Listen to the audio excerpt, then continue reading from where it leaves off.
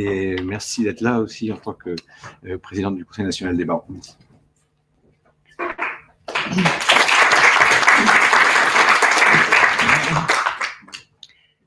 Bonjour à tous. Bonjour Madame la Ministre. Je suis ravie de vous revoir pour évoquer une loi importante parce qu'on ne peut pas dire Open Data sans penser à Axel Lemaire. Je suis très sensible au fait que ce soit le 50e anniversaire de l'ADI. Je pense que c'est l'occasion de rappeler que cette association, elle est née à l'initiative de 3 personnalités. Le Bernard Bigot du Grand-Rue, qui est devenu bâtonnier de Paris, Lucien Mel, qui est devenu conseiller d'État, et Pierre Catala, qui est le grand professeur Catala que nous connaissons. Et en fait, ils avaient une vision qui, vous le voyez, en 1970, était déjà l'importance de l'accès aux données. Et c'est pour cela qu'ils ont créé la DIGE. Et c'est comme cela qu'ensuite, il y a eu des initiatives comme le CEDIA, le Centre de documentation qui est né au barreau de Paris. C'est comme cela qu'ils ont rendu, ils ont permis de comprendre à quel point il était important de pouvoir accéder aux données judiciaires. L'accès à la jurisprudence était important. Donc, je pense que nous pouvons leur rendre hommage et avoir une pensée pour eux aujourd'hui, où tout cela devient réalité avec cette merveilleuse loi d'Axel Lemaire. Lorsque j'étais bâtonnier de Paris, j'avais mesuré à quel point nous ne mesurions pas, nous, notre chance, la chance que nous avons eue avec Légifrance. Alors bien sûr, Légifrance, on peut faire mieux. D'ailleurs, Légifrance a été modifiée récemment, mais Légifrance, c'est cette possibilité, 24 heures sur 24, d'accéder à des textes consolidés. Et je me suis rendu compte que mes alter ego dans d'autres pays, eh bien, avaient d'énormes difficultés à accéder à un texte, une circulaire, un décret, un arrêté, et que tout cela, c'était tellement dans notre quotidien qu'on ne mesurait pas cette chance-là.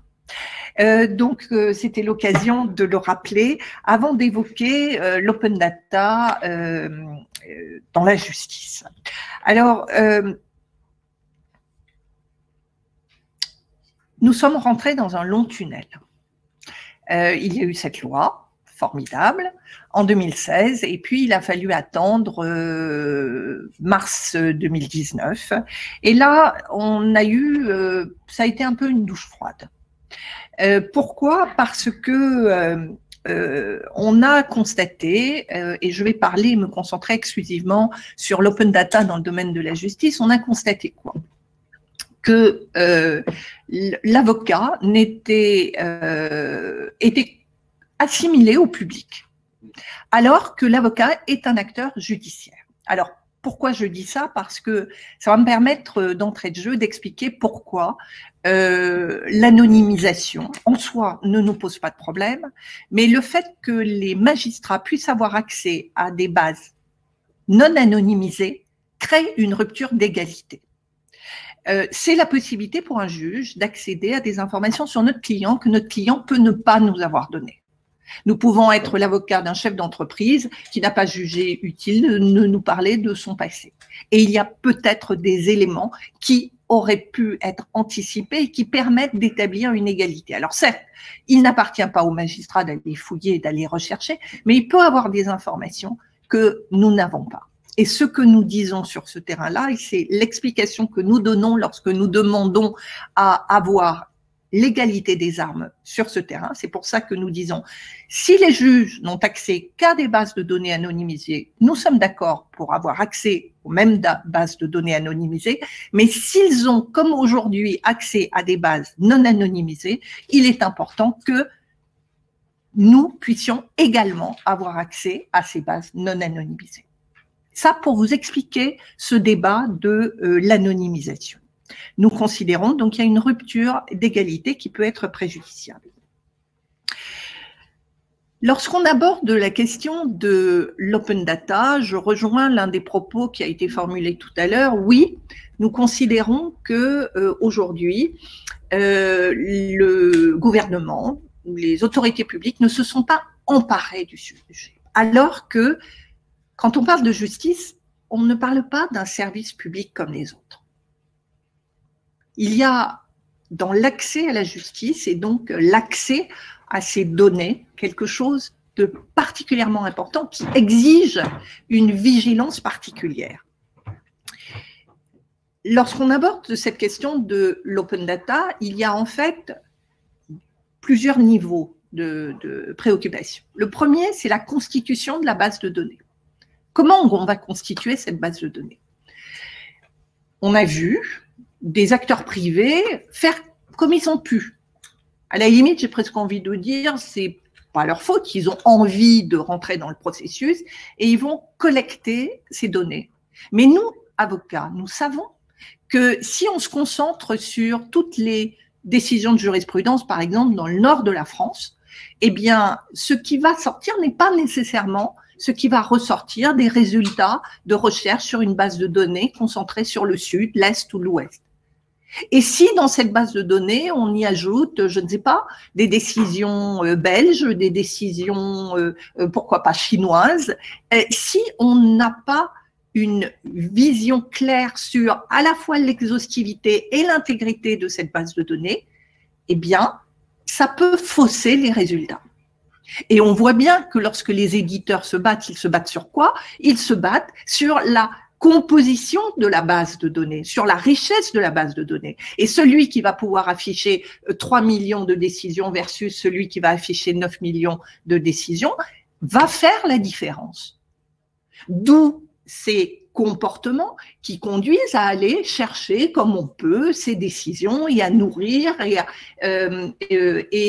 faire et à créer cette rupture de concurrence d'une certaine manière sur le marché et en tous les cas dont nous, avocats, pouvons au final être pris en otage. Donc, c'est la raison pour laquelle nous nous sommes battus pour dire que l'aspiration des décisions doit se faire par un canal qui a autorité. Et c'est pour cela que nous avons signé un accord avec la Cour de cassation en juin 2019 et en juin 2020 avec le Conseil d'État, reconnaissant à ces autorités, ces hautes autorités judiciaires, ce rôle-là. Et on peut dire que avec le dernier décret qui est sorti en juillet, on arrive à ce résultat qui donne satisfaction, même si nous sommes conscients que tout cela ralentit le processus, parce que tout cela ne va pas assez vite. Mais le véritable risque, il est dans la composition sauvage de ces bases de données. Ça, c'est le premier élément. Ensuite, il y a un deuxième élément, qui est l'algorithme. Alors, il ne s'agit pas, évidemment, parce que je vois émerger ici et là ce type de crédit, il ne s'agit pas, évidemment, d'aller violer le savoir-faire, le secret des affaires, d'ailleurs, on ne saurait même pas quoi faire des algorithmes. Et quand on parle de transparence des algorithmes, donc, lorsque la Commission européenne parle de la transparence, il ne s'agit évidemment pas d'aller violer des droits d'auteur ou quoi que ce soit, ni de mettre ça sur la place publique. Nous savons de quoi nous parlons. Ce dont nous parlons, c'est que dans l'algorithme, il y a plusieurs questions qui se posent. Il y a d'abord, qui a conçu l'algorithme? Vous savez qu'un algorithme qui est conçu par une femme ne donne pas les mêmes résultats que lorsqu'il est conçu par un homme.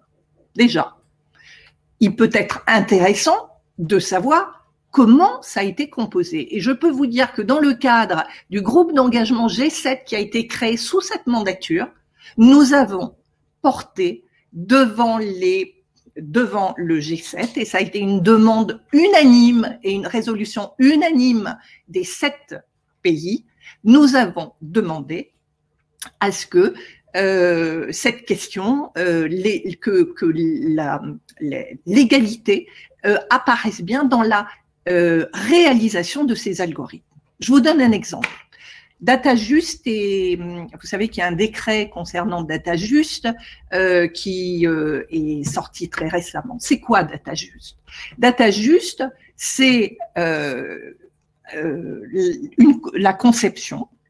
Enfin, ce que dit la chancellerie, c'est que c'est la conception d'un algorithme qui a vocation à rassembler, c'est la constitution, pardon, d'une base de données qui va réunir toutes les décisions en lien avec les dommages corporels sur les années 2017 à 2019 et la conception d'un algorithme qui va permettre d'évaluer le préjudice corporel. Peu importe l'origine de ce préjudice, qu'il s'agisse d'attentats, d'accidents du travail, d'accidents domestiques. Très bien. On ne sait pas qui sont les 5 concepteurs. On ne sait pas si ce sont des hommes, des femmes, on n'a pas ces informations. Et ce que nous disons, c'est que nous devons être associés à un minimum d'informations et qu'il existe aujourd'hui des principes éthiques qui ont été rappelés d'ailleurs par le Conseil de l'Europe. Nous avons déjà une trame.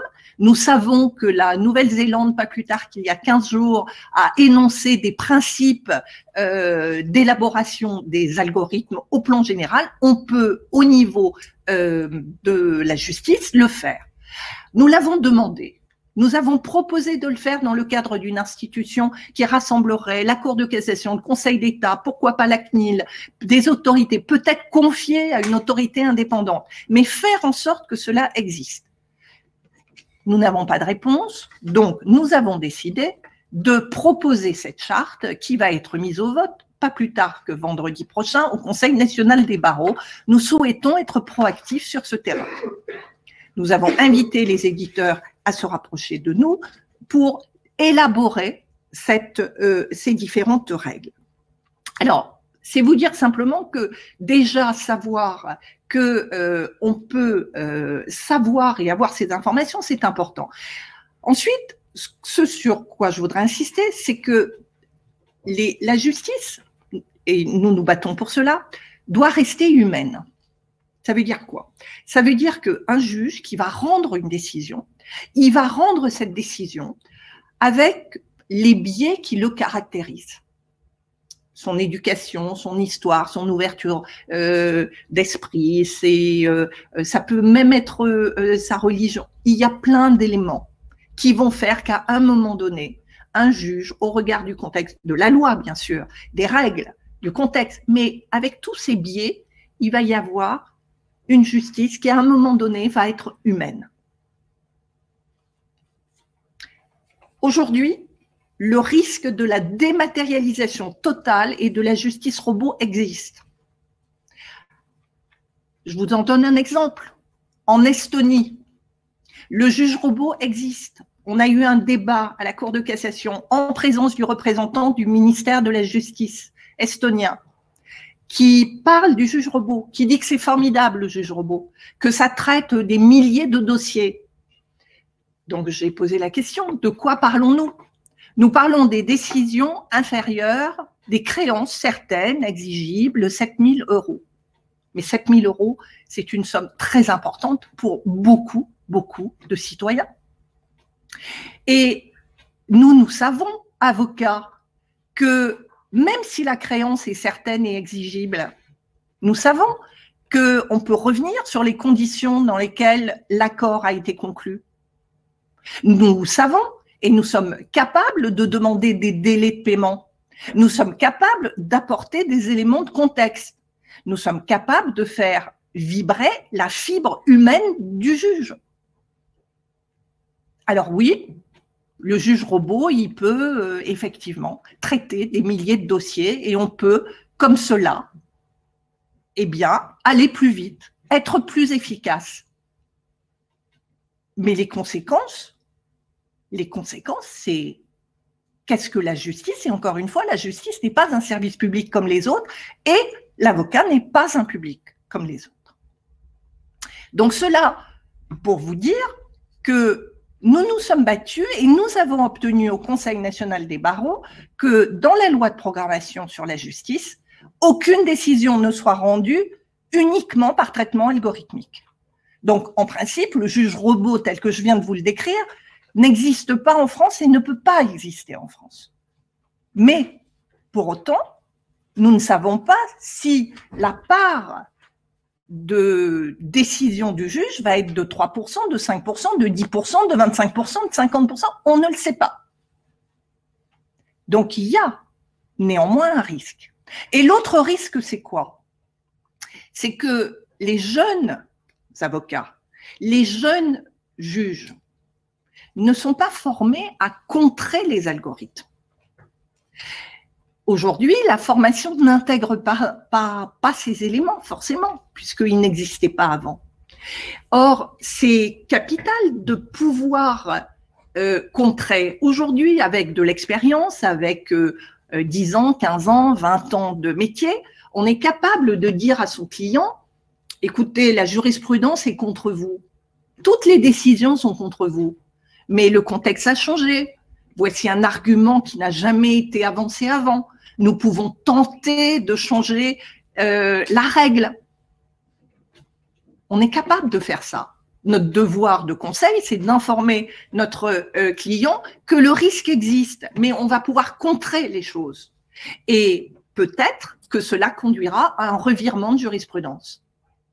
Mais si l'on rentre dans une approche de conception d'algorithmes dans lesquels, 1, les biais ne sont pas pris en compte, 2, dans lesquels on n'est pas formé à aller à l'encontre des résultats d'analyse qui s'affichent avec des algorithmes de plus en plus sophistiqués, apprenant ou allant beaucoup plus loin et venant se substituer à cette capacité humaine d'analyse, alors il peut, oui, y avoir une difficulté et il faut qu'on intègre, et cette formation, elle doit commencer très tôt, elle doit commencer à l'université, elle doit commencer très en amont. Alors, les biais, j'y reviens un instant pour dire qu'il y a eu des analyses qui ont été faites. Je vous parlais tout à l'heure de DataJust, mais je vous donne un exemple de résultat. Les décisions de préjudice corporel souvent intègrent la perte de salaire. Nous savons que le salaire d'une femme est dans la société française en moyenne inférieure de 30% à celle des hommes. Voilà un biais qui, à partir du moment où il n'est pas corrigé, se reproduira indéfiniment. Il y a des études qui ont été faites aux États-Unis qui ont montré que dans certaines populations particulières, il y avait un taux de récidive qui était automatiquement appliqué par les algorithmes et qui conduisait à créer des injustices. Et nous le savons, dans un État démocratique, lorsque l'injustice s'inscrit dans la logique judiciaire, alors la société se fissure. Donc, autre et dernier élément, parce que je crois que je déborde, l'algorithme, il va s'appuyer, on l'a dit, sur des décisions, c'est-à-dire qu'il va s'appuyer sur des précédents. Nous sommes dans un pays de droit continental. Le droit continental, ça veut dire quoi? Ça veut dire que la règle de droit l'emporte sur la jurisprudence et l'analyse de la jurisprudence. Nous ne sommes pas dans l'approche de la common law. Or, qu'est-ce qu'on constate? On constate que petit à petit, le précédent s'inscrit comme la règle, ou aurait l'envie de s'inscrire comme une règle. Dans un pays comme le nôtre, lorsque une loi change, prenez par exemple la loi d'encadrement des loyers, eh bien toute la jurisprudence antérieure n'a plus vocation à s'appliquer, devrait disparaître, devrait être effacée, de manière à donner de la consistance et de l'efficacité à la recherche. Ce n'est pas le cas, ou en tous les cas, ce n'est pas inscrit comme une règle aujourd'hui. Et avec la tendance que nous avons à avoir des solutions internationales, ou en tous les cas d'application multiculturelle, multinationale, eh bien, petit à petit, la spécificité du droit continental est gommée.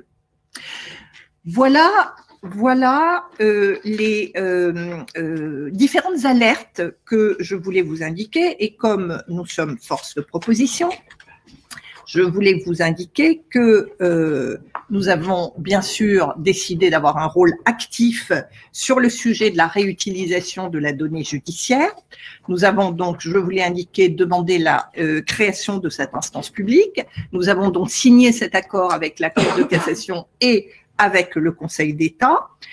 Nous avons également décidé en juillet dernier de donner mandat à un groupe de travail LegalTech que nous avons constitué au Conseil national des barreaux de piloter une étude comparative qui a été lancée, c'est en juillet 2019, donc elle a été lancée en janvier 2020. Et cette étude, elle a pour objet d'établir une cartographie des différentes LegalTech du domaine de la jurimétrie en France et à l'étranger, dans l'objectif, bien sûr, d'avoir une vision assez claire. Et sur la base de ces conclusions, notre groupe de travail a élaboré 14 propositions qui vont être rendues publiques à l'occasion de notre Assemblée générale cette semaine, le 9 octobre. Ces préconisations donc vont être soumises à notre Assemblée générale et là-dedans figurera ce projet de charte que j'évoquais. Voilà ce que je voulais partager avec vous, vous dire que nous croyons à l'importance du numérique. Nous pensons même que c'est fondamental dans la société dans laquelle nous vivons, que c'est un sujet dont les avocats se sont emparés, c'est un sujet sur lequel il ne faut pas perdre les valeurs fondamentales et surtout que la justice reste bien humaine et qu'elle apporte ce qu'elle doit apporter, le sentiment aux citoyens d'être entendus, écoutés et bien jugés. Merci de votre attention.